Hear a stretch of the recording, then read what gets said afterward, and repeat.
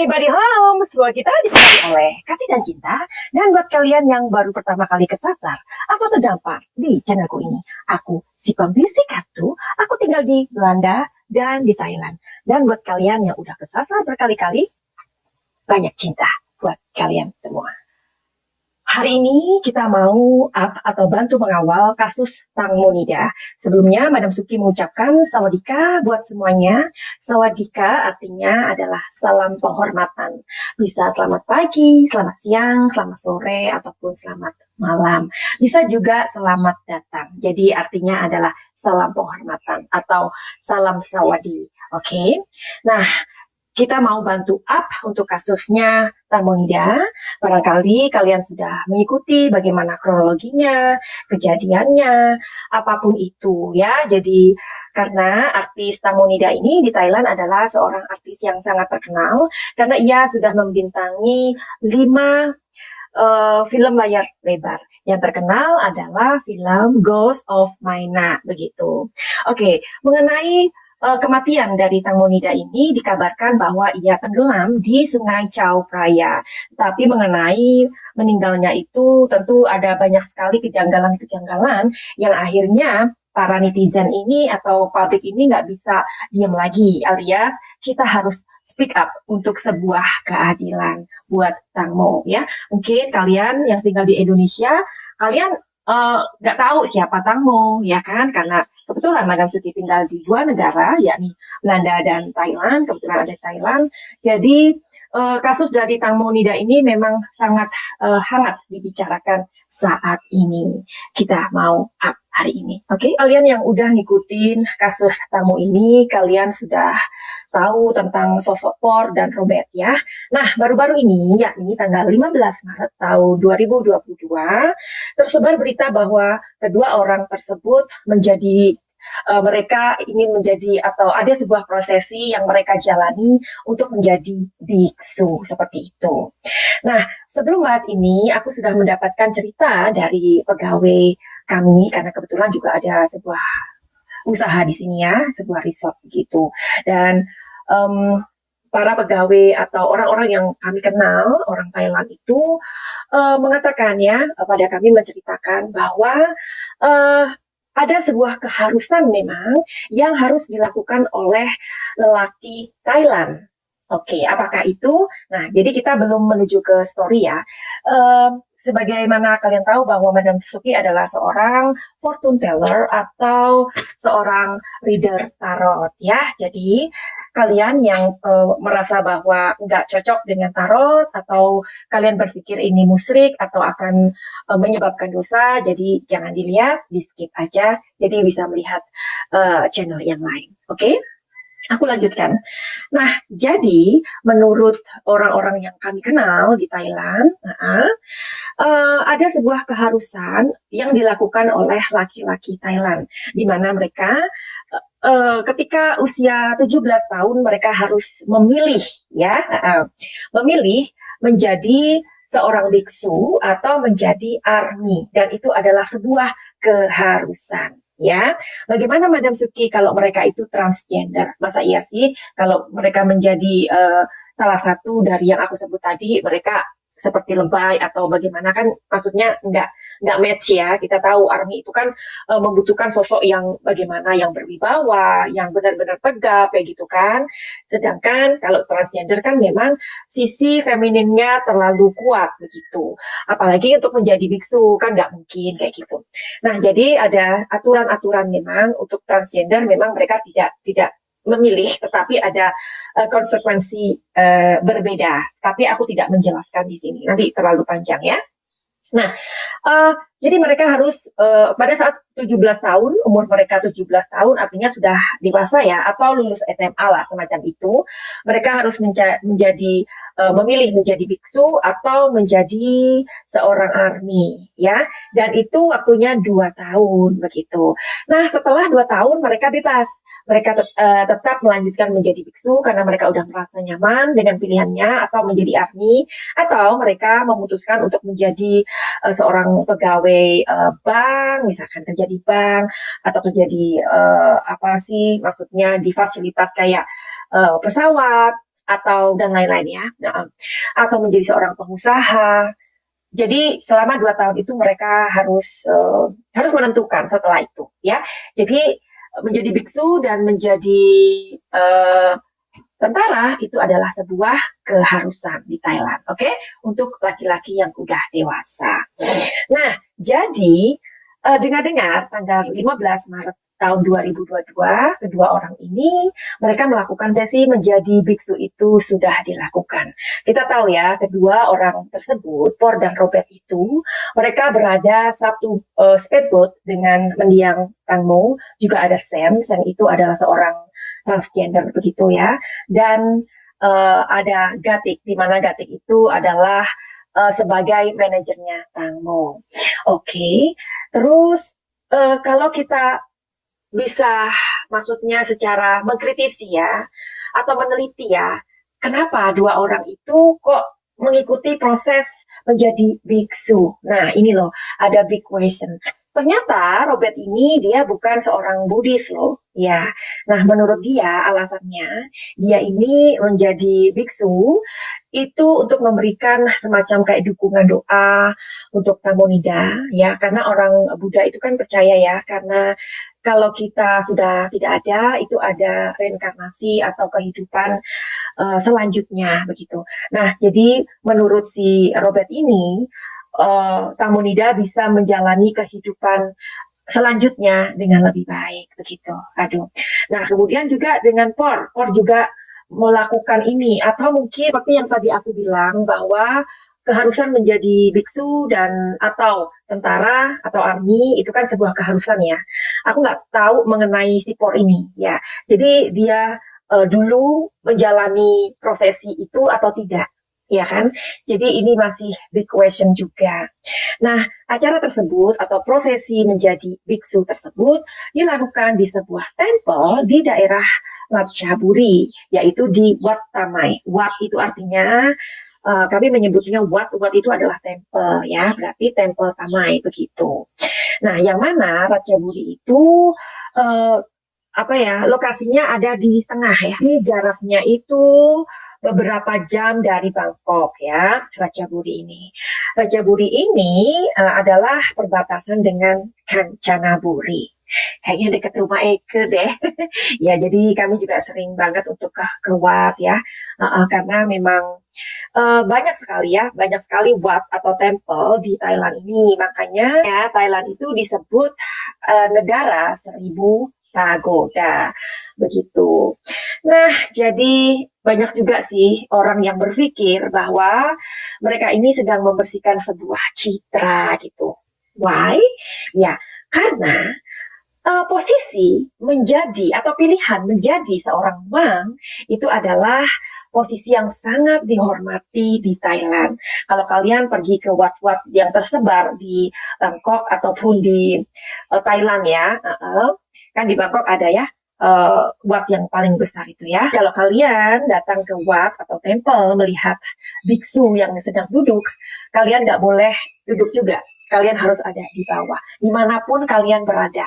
Itu jangankan ada di wat ya, di jalan raya, dimanapun. Misalkan kita melihat ada biksu yang sedang duduk-duduk ya, duduk-duduk di pohon, atau mereka sedang duduk di batu, di pantai.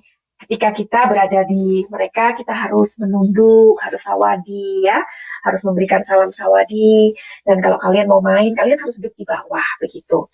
Jadi memang menjadi biksu itu sangat tidak mudah ya, sangat tidak mudah karena biksu ini sangat dihormati di Thailand. Tentu saja untuk menjadi seorang biksu atau pilihan menjadi biksu itu sangat tidak mudah ya, beda ya, sangat sulit begitu. Kenapa? Karena semuanya itu harus sederhana. Bajunya yang dipakai aja baju yang oranye itu ya. Ya itu mungkin hanya satu atau dua ya. Atau nggak banyak lah ya. Dan mereka itu harus berjalan dari kuil setiap pagi. Setiap pagi loh ya. Mungkin mereka bangun jam 4 atau jam 3 atau ya jam 4 terus jam 5 mereka meditasi ya. Karena aku juga rumahnya dekat Wat ya. Dekat kuil kayak gitu. Jadi mereka itu jam 5 berdoa, meditasi. Nah, setelah meditasi nanti mereka itu jalan jalan untuk meminta makanan sama warga dengan tempat yang kecil. Ya, jadi makanan itu mereka meminta-minta, atau ada warga yang memang datang untuk memberikan makanan kepada mereka. You can imagine that, ya. Sedangkan si Por ini, dia ini adalah seorang businessman yang kaya raya, Bo. Ya dengar ya, si Por ini mempunyai sebuah bisnis yang sangat bagus ya, atau sangat keren begitu, yakni memiliki sebuah bisnisnya tak lain adalah jual beli mobil mewah. Jadi kalian, kita aja ya, kita pikir make sense nggak sih, masuk akal nggak sih orang seperti Por ya, yang mempunyai kekayaan yang seperti itu ya, kalau sudah ngomongin mobil mewah, siapa dong kliennya? Kita pasti tahu ya, bukan orang-orang sembarangan begitu. Nah, jadi dari situ aja kita udah bisa berpikir sebenarnya. Mana mungkin orang seperti Por ini bisa menjalani kehidupan seperti monk, atau bisa menjalani kehidupan seperti biksu. Karena seorang biksu harus melayani. Biksu itu kan melayani ya pekerjaannya. Karena hidupnya harus sangat-sangat sederhana, bahkan nggak boleh mainan HP ya, boleh mungkin ya, tetapi ada waktunya, karena aku pernah melihat seorang emang itu melihat HP, barangkali itu dibatasin ya, atau mungkin nanti diambil lagi ya kan, nah seperti itu. Nah, terus kabar pun ini merebak, baru dugaan dari orang-orang juga ya, yang mengatakan bahwa mereka melihat mobil mereka begitu loh ya, di mana mobil mereka itu terparkir di sebuah hotel yang itu bukan hotel ece-ece di daerah Ratchaburi begitu. Jadi apakah sebenarnya mereka ini sedang mengulur waktu ya, mengulur waktu. Jadi selain mengulur waktu, kenapa? Karena kan kita tahu ya, otopsi yang kedua dari Tang Monida ini itu baru keluar sekitar sebulan. Sedangkan prosesi menjadi biksu ini juga membutuhkan waktu sekitar 2 minggu. Jadi ada memang sebuah trik menurut aku ya, supaya ini kan diulur-ulur. Loh kenapa sih kok diulur-ulur? Ya iyalah, kalau mereka menjadi biksu, ya kan ada sebuah prosesi di mana mereka tidak boleh kemana-mana, ya kan harus standby di wat tersebut atau tempat tersebut, which is itu tidurnya di somewhere, ya kan. Tetapi tentu saja kepolisian atau pihak penyidik atau apalah yang menangani kasus tamu ini tidak bisa leluasa, ya dong. Sedangkan itu kan di Bangkok ya, kejadiannya di Bangkok. Nah, Ratchaburi ini ada posisinya di tengah, ya kan. Terus udah gitu, berarti kan dengan kondisi yang seperti itu di luar Bangkok membutuhkan waktu lagi. Jadi kita juga bisa menganalisa, bisa berpikir bahwa ini adalah sebuah upaya ya, sebuah trik sebenarnya untuk agar mereka ini, satu, mereka ingin memberikan sebuah citra yang baik, ya kan? Nah, karena itu mereka melakukan sebuah prosesi menjadi biksu. Kita tahu bahwa biksu di Thailand adalah orang-orang yang disegani, orang-orang yang sangat dimuliakan ya, karena biksu juga bisa memberikan nasihat-nasihat yang terbaik. Biksu itu selalu diundang di acara-acara misalkan perkawinan, pemberkatan rumah, pemberkatan apapun pekerjaan ya. Jadi biksu itu adalah orang yang istimewa di Thailand ya. Dari situ aja kita tahu bahwa ini mereka sedang membuat picture ya, membangun sebuah image begitu. Nah, yang kedua memang ada upaya untuk mengulur waktu. Oke, dan dengar-dengar ini karena kasus ini sudah kemana-mana ya, seperti yang Madam Suki bilang bahwa ini menjadi berita hangat. Ada sebuah dugaan ya, ada sebuah isu di sini bahwa Por ini mempunyai kedekatan yang okay, you know what I mean, dengan Gatik ya, atau yang tak lain adalah manajer dari Tangmo. Nah, sedangkan si Por ini memang sudah mempunyai istri. Hari ini kita mau lihat energinya. Apakah yang tadi Madam Suki sudah kupas atau paparkan kepada kalian itu benar atau tidak? Kita mau lihat energinya saja, oke? Okay?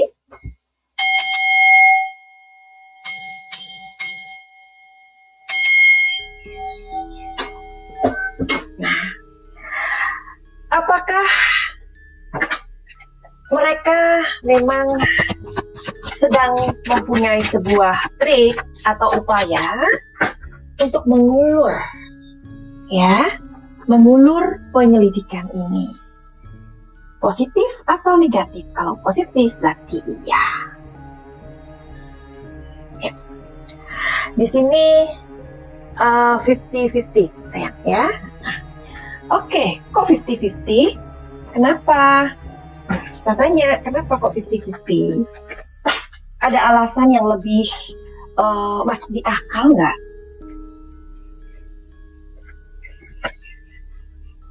Oke. Di sini mengatakan suatu saat memang ada banyak perubahan sih, ya. Akan banyak perubahan ke depan nanti, ya. Kenapa? Kan Madam Suki bertanya, kenapa? Karena mereka sudah mempunyai banyak sekali trik ke depan, ya. Trik ke depannya itu sudah direncanakan. Jadi istilahnya ini baru langkah awal, ya. Langkah awalnya. Jadi bisa aja kan dalam waktu 2 minggu ini selama prosesi, karena prosesi menjadi biksu itu 2 minggu ya. Selama 2 minggu ini mereka akan benar-benar mengatur sebuah rencana. Ya, karena nanti akan banyak perubahan di situ, banyak perubahan, planning A, B, C, D begitu, ya. Oke. Terus kita mau bertanya lagi, apakah mereka sedang membangun sebuah image, ya? Karena menjadi kemang itu kita akan atau orang tersebut akan dihormati atau disegani, ya. Apakah mereka sedang membangun sebuah image atau bisa jadi biar kelihatan jadi orang baik? Iya, positif. Jadi memang mereka sedang membangun image baik. Oke, jadi kita akan lanjut ke video yang berikutnya. Tetapi sebelumnya aku akan memberikan pertanyaan penting nih. Kita mau lihat energinya, kita cek energinya. Ada pertanyaan yang sangat penting akan aku berikan kepada kartu tarot ya. Tarot adalah kartu yang bercerita. Jadi tidak ada hubungannya dengan Mbak Kunti atau Om Gondorwo ya. Jadi energinya kita cek bersama. Apakah ke depan ini mereka ini kebal hukum? Kalau mereka dihukum, ya, mendapatkan sebuah hukuman atas kecelakaan tersebut, yang menewaskan tamu, artinya positif. Jika tidak, artinya negatif. Oke.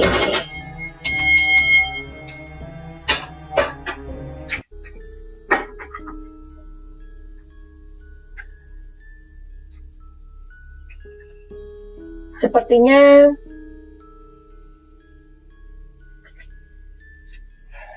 kenapa?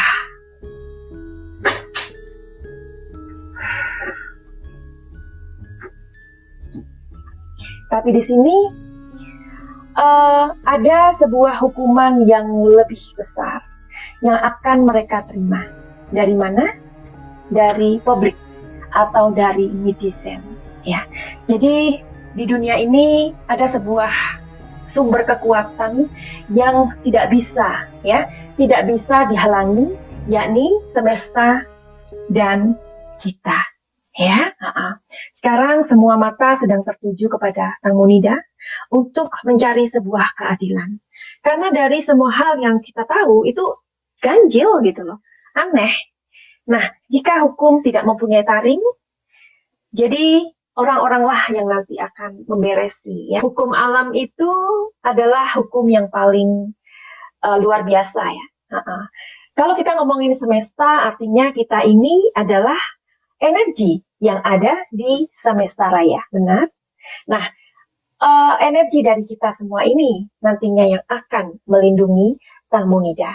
Dan aku percaya bahwa kekuatan yang terbesar itu adalah kekuatan semesta. Ya, jadi mari kita berdoa dan bersatu untuk Tang Monida agar keadilan didapat darinya. Meskipun nanti mungkin kita mengetahui bahwa seperti yang tadi aku prediksikan, ya, bahwa apakah mereka ini ke depan dikenai sebuah hukuman? Mungkin iya, tetapi tidak sesuai. Tapi bagaimana dengan kita? Bagaimana dengan alam semesta? Kita tunggu saja. Ya, jadi kalian yang udah mendengarkan ini, terima kasih. Dan kita sambung lagi di video berikutnya. Dan buat kalian yang mempunyai masalah pribadi, entah itu masalah asmara, rumah tangga, keuangan, bahkan kesehatan, kalian boleh nanya atau curhat cantik di Madam Suki. Caranya gimana? Silakan lihat di deskripsi karena di situ ada nomor telepon aku. Dan buat kalian yang mempunyai keluhan seperti emosi yang gak stabil, overthinking, atau kalian mempunyai trauma dengan apa yang telah terjadi dalam kehidupan kalian, bisa juga untuk ikut healing. Jadi kalau kalian yang malas lihat deskripsi, silakan aja booking my time. Dan caranya inbox di Instagram Madam Suki. Finally begitu aja. Send love and light. Salam jaya.